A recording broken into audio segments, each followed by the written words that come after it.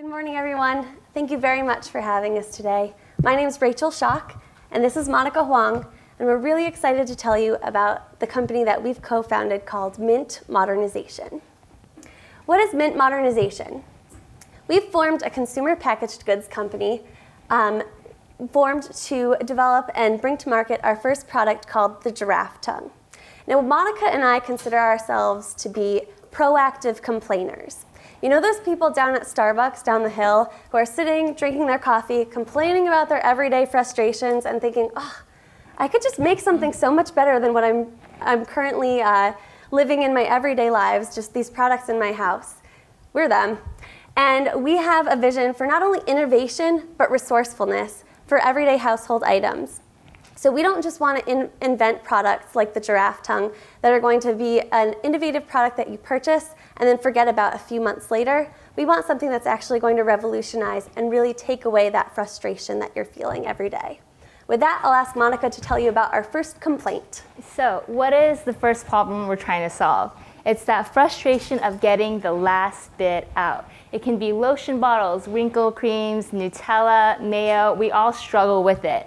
How big of a problem is this? Americans spend $20 billion a year on bottled products. We waste 5 to 10% because we can't get that last bit out. That equals to over $1 billion a year. How do we solve this problem? With, of course, the giraffe tongue. As you can see, the giraffe tongue emulates a giraffe with its long neck and then the tongue. The tongue is a thin, flexible silicone scoop that fits in bottles of all shapes and sizes. It comes in a pack of 3 on a ring similar to measuring spoons with different sizes and lengths. It retails for $9.95. It has multi-purpose, so you can use it in cosmetic products and food products. It's dishwasher safe. We have the first prototype here. It usually takes 3 to 4 prototypes before the design is frozen, and that's when we'll move to the silicone tip. Thanks, Monica. You're welcome. Okay, how are we going to make money? We've identified 4 potential revenue streams that we're going to attack over the next 5 years. But we believe our path of least resistance to really getting the giraffe tongue to market is through website sales. What we've done is we've identified 5 potential blog campaigns that we could partner with to actually sponsor our giraffe tongue, coming on a set of 3, with a couple $100 worth of complimentary products on their sites. So then we can build awareness of the product, potential sales through our website, through click-through traffic. But what it's also doing is actually building up credibility for you tech-savvy consumers who are going to see our As Seen on TV campaign. And what Mintel reports are telling us is that 3 in 10 of you are going to be skeptical of our product's quality, who's making the product, and its potential to actually solve the everyday frustration which we're looking to do. So what we've done is, when you're sitting there with your iPad and you're seeing a giraffe tongue and you're feeling a little skeptical about the quality of the product, you can actually type in, and we've built this almost safe way into product awareness on the internet, because they actually can see that A Cup of Joe has actually had the giraffe tongue on its website, giving away its product and the complimentary products it can be used with. Now, this is almost our buy-in, this As Seen on TV campaign for those direct television orders to retail stores like CVS, Walgreens, and Bed Bath & Beyond. What we've done is we've circumvented the traditional role of trying to pitch to a buyer at a retail chain store right off the bat, and we've really tried to build up our credibility and actually target the As Seen on TV section of these retail chain stores. So instead of trying to get Walmart to buy one giraffe tongue for all of their stores, we've really tried to target a section of a store that's looking for new innovative products to sell for a quarter of the year or more. Now, what Monica's going to be working on in our venture is really building up our product line. So it's not just going to be a one-hit wonder company. We want the giraffe tongue to be part of an animal kingdom. We want an actual higher end line that can be sold in Williams-Sonoma and Sur La Table.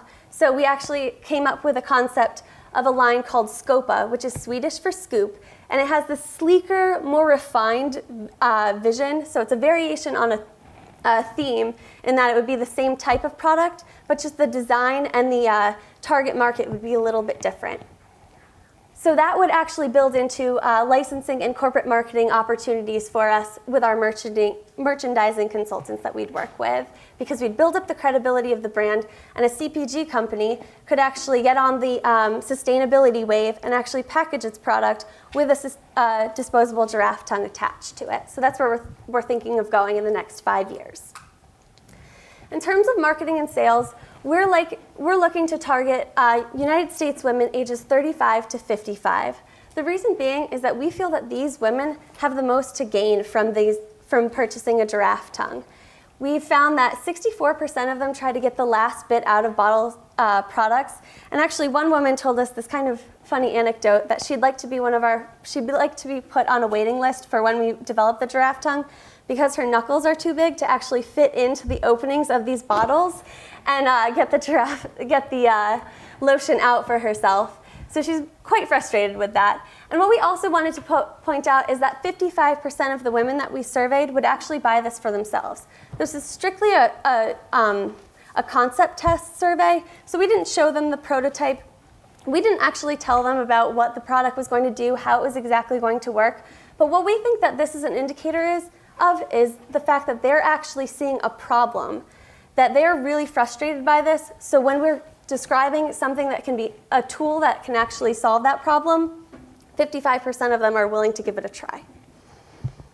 So whose feathers are we going to ruffle? Entering into the household market, specifically into the utensils category, we know that OXO is that innovative design leader. And then celebrity chef brands like Martha Stewart and Rachel Ray also have quite a bit of brand equity, a following of consumers, as well as those larger companies like KitchenAid and ChefMate, which really run the gamut of all types of kitchenware and household products. So we're aware that our product is actually kind of exciting, because if you think about it, 3 giraffe tongues can actually address, in my apartment alone, 36 different bottled products. And I don't even eat at home that much. I'm not a good cook. So just going through my cabinets, looking at all of my different salad dressings and things that this could actually be utilized for, versus a spatula, which can be used in about 2 pans and 3 baking bowls, we're actually seeing that consumers can hold the value in their hand. So I went over a couple of our competitive advantages against our current competitors. Another would be IP protection. We're looking to trademark not only the giraffe tongue name, but the animal kingdom, patent our product. And then in terms of future competitors, we've identified consumer packaged goods companies that actually might be pretty bothered by the fact that if we can really revolutionize consumers' buying habits, what we're going to be doing is taking away 5% of the likelihood that somebody's going to be buying their product again. We're going to be distancing out their repeat purchases.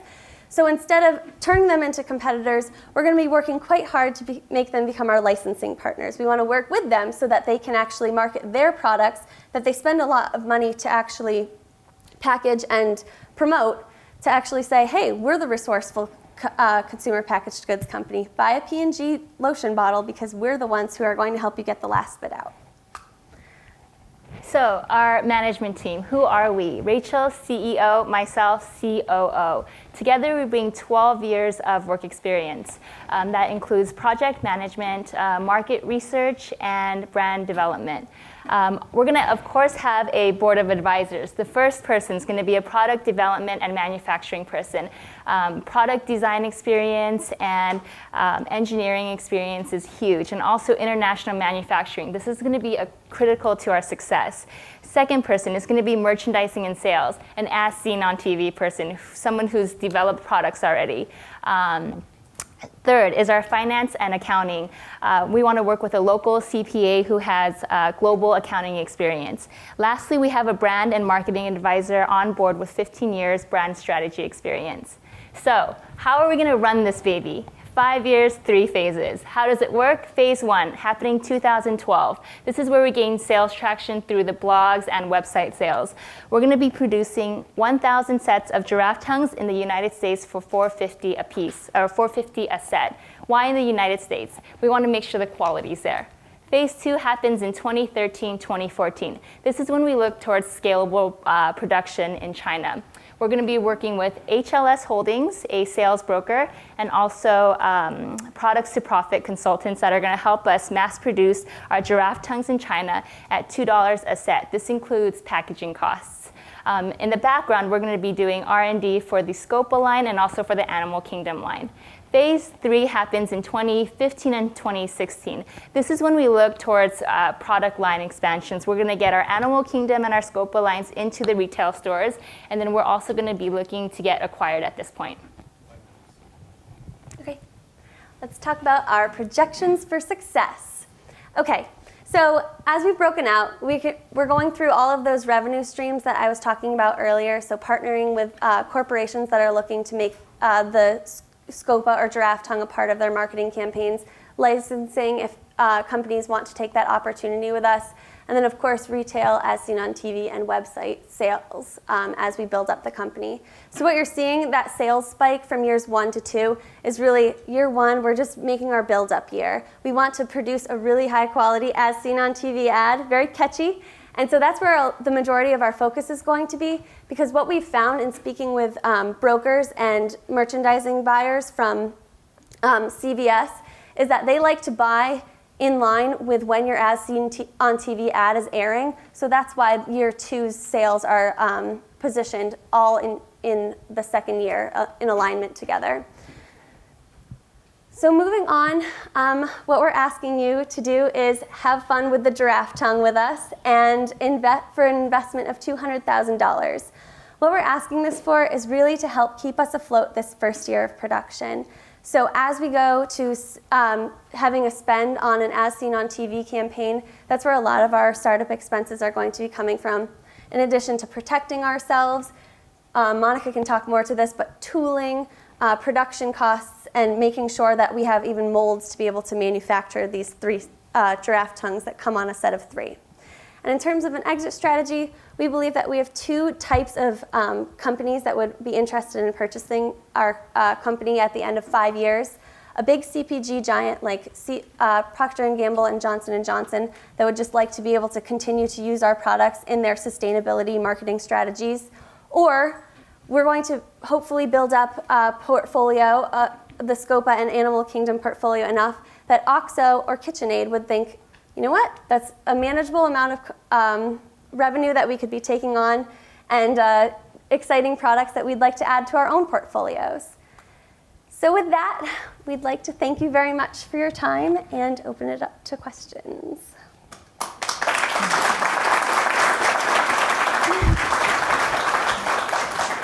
10 minutes for questions. So I have 2. The first is I noticed in year 5 you had about a 50% margin with net income.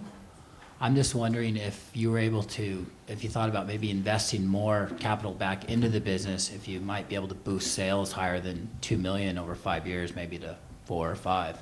Seems like you got a really high profit margin there, where I think in at least the first 5 years of business, I would challenge you to think about maybe investing more back into the business to get higher growth, which would be attractive to an investor. That's my first, I guess, kind of question or challenge. And then the second one I had is beyond the blogging, like the blogosphere, did you guys give any consideration to some of the other social media outlets where you can drive awareness and perhaps marketing traffic? Sure, yeah, we definitely gave consideration to it. We really feel strongly that building that online awareness of the product is going to help overcome any skepticism, especially with that as seen on TV campaign. So definitely focusing our efforts on Twitter, Facebook, and even LinkedIn just to show the viability of us as a company, because we also just really want to sell ourselves as just a professional team of people who have really good ideas and really are focused on solving these real-world problems that, however minor they may seem in an everyday frustration, we want to build that vision and people to associate that with online also just as our brand. So definitely from a brand awareness standpoint, absolutely. Thank you. Can I go? So here's my question. And let me preface the question by saying, don't answer this too specifically, because I'm sort of asking you about some of your intellectual property that you shouldn't necessarily disclose, because a lot of your intellectual property is not really protectable. Like, anybody can make a giraffe tongue and call it the long neck pencil or whatever. Right. So you make a presentation basically about the giraffe tongue, and you do talk about expanding your product line. You talk about SCOPA. But then your financials sort of fall back to financials on the giraffe tongue. Mm-hmm. And you talk about a $200,000 investment in building a company that in 2016 might exit at $5 million. That's really not very exciting. I mean, I'm sorry, it just isn't. So investors aren't going to be excited about giving you $200,000 in the hopes of a $5 million exit. That's the bad news. The good news is, I think that you guys are really innovative, and you have thought through this sort of process very, very well. What you haven't done is come up with a list of 25 or 50 or 500 other giraffe tongue products that would go through the same process, and this wouldn't be a $5 million company in 2016. This would be a $50 million company in 2016, which is very exciting. So the question is, with that long-winded intro, what is the product roadmap beyond giraffe tongue and SCOPA? And don't answer too specifically. I just want to know that you're thinking about that. Well, we do have, the Animal Kingdom line is going to include an array of items that we've been thinking of, but have we thought of 500 items? No, we probably have maybe 10 that we can viably produce. That would be more long-term, and I think we would need an R&D team to actually help us develop that. So yeah, we do. That would be later on, but right now we do have maybe 10 things that we could think of, solutions that we can come up with for specific problems. So what I would encourage you to do is, right now, until you guys get more resources, you're the R&D team, and you're the CEO, and you're the COO, and you're the packaging person, and you're the secretary, and you're everything. Mm-hmm. So I would encourage you to develop those 10 things and more, as much as you possibly can. Okay. Not to the point where you necessarily have a prototype or a product, because I understand that's a process, but to the point where on paper you can make some assumptions about your future product development and show a set of finances that are rational, and that the assumptions make sense, that get you to, in 2016, a much more valuable looking company. Okay. And that has to come out of a bigger brand idea. You're hinting at it when you talk about problems and solutions and all that, but it's not just a roadmap of products for product's sake. Mm-hmm. It's got to come out of a consolidated idea that there's a unification of thought and branding, which will then affect your brand architecture. By the way, we have to change the name of the company. It's terrible. Okay. But I have a bigger question for you. So it's a big competitive field out there. There's a lot of products in this space. They're not doing all that well, but there are a lot of them out there offered by well-known brands. Are you solving a problem that people don't perceive as a problem, and why aren't they a success, and why will you be a success? So I think that was two questions in there. Well, just to clarify, first is, are we solving something that people aren't aware of? No, are you solving a problem that people don't care about? In other words, there are solutions to the problem already. Right. There's hundreds of them. Mm-hmm. Sure. So you bet. I can think of, people have actually told us they've cut the bottle open, right? So these traditional methods of getting the last bit out. But we think the value proposition is actually trying to make this and advertise it as such that it's a household tool that's going to be long-lasting and actually change consumers' perceptions of how they buy bottled products. So we believe that we've struck a chord with people because we know that they go to great lengths, especially like the more expensive the bottled product is, they really want to get the last bit out. And now in terms of substitutions, yes, you're right, there are many, but we think that our product, with our brand efforts that we're working toward, are going to address it in that we can actually change their perceptions and ask, did you get the new giraffe tongue? Just actually using it as an everyday household solution and just replacing all of those remedial ones, I guess I would call it. And then the second question is, why wouldn't the other companies be doing this now? Or why are they not succeeding? Why are they not getting traction? Why are you going to get traction and they're not? Well, I would argue that OXO is definitely getting traction because they're. With this specific product, they've got this product. They offer this product. They offer a solution to this product, as do 7 or 8 other companies, other brands out there. We haven't seen one. Oh, That's it takes 5 minutes searching online and you'll find it. Okay. Well, I would I'll just call say, it giraffe tongue. yeah, okay. Yeah. You know, So, what is it about yours? sure. Sure. So I would say that from our standpoint is just like the flexibility of actually being able to move inside of these actual grooved bottles. The just when you think of like a knife or whatever the mini spatula is that you're probably thinking of that can actually get into these bottles, they don't actually have that tongue-like ability to actually get the last bit out, because that is where actually the frustration stems, because what we do have doesn't work, especially on the more expensive products. So that's where we think we'll succeed. You need to incorporate some of that narrative in your pitch. Okay, thanks. Okay. First of all, I think to echo some of the comments, I think you do need to think of a broader product line extension to go to market with. I think your $9.99 price point for 3 of these is a good retail price point. I sell in retail. So I think that's a good price point, though I think it's too narrow of a focus. And so if you can come up with an extension of 2 or 3 or 4 products that can be bundled together as a package, so it's giraffe tongue plus this, plus this, you know, at a $19.99 price point, then I think you've entered into a new market capability through avenues like QVC and Home Shopping Network and As Seen on TV that you've mentioned there. So that's number one. Number two, your cost of goods. I do manufacturing in China now.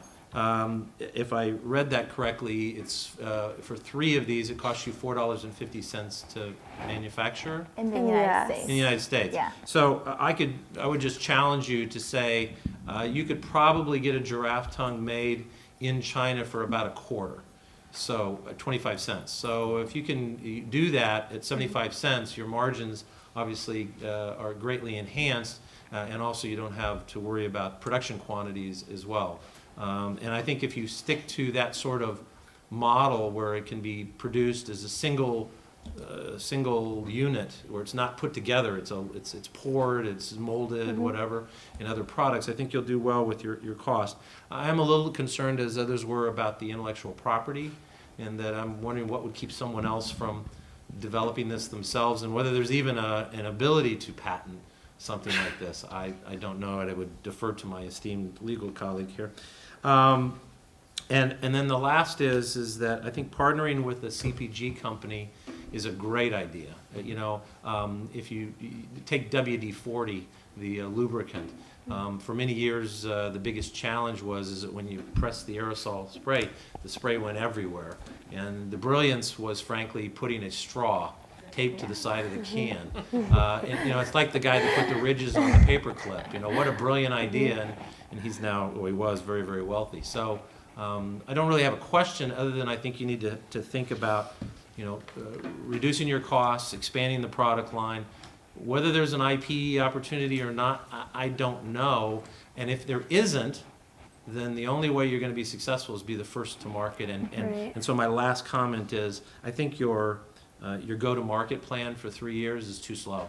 I think you got to step it up, and you got to be big in year 2, not year 3, 4, and 5. Okay. So thank you so much. Thank you.